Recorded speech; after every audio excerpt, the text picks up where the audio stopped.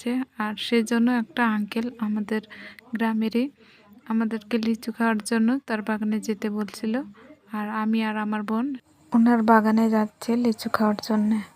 আর গাছের মধ্যে পাকা লিচু দেখে আমার বোন তো খুশিতে সেই আত্মহারা। আর সেই জন্য সে খুশিতে লাফাতে শুরু করছে। আর এখন আমরা বাগানের মধ্যে চলে এসেছি।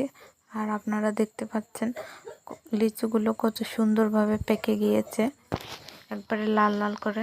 আর আজকে যেহেতু অনেক বাতাস তাই আম পড়েছিল, আর আমি আমগুলো কুড়িয়ে নিয়েছি। আর ঝড় বাতাসে আম কুড়োতে আমার ভীষণই ভালো লাগে। যারা গ্রামে থাকেন তারা অবশ্যই ঝড় বাতাসে আম কুড়িয়ে থাকবেন। আর বাতাসের সময় আম কুড়োতে কিন্তু ভীষণই ভালো লাগে। আর এই যে আঙ্কেলটা আমাদেরকে লিচু পেড়ে দিচ্ছিল, আর সাথে আমার বোনও কিন্তু পারতেছিল। আর আমি দেখতে পেলাম যে কয়েকটা লিচু পড়ে আছে নিচে।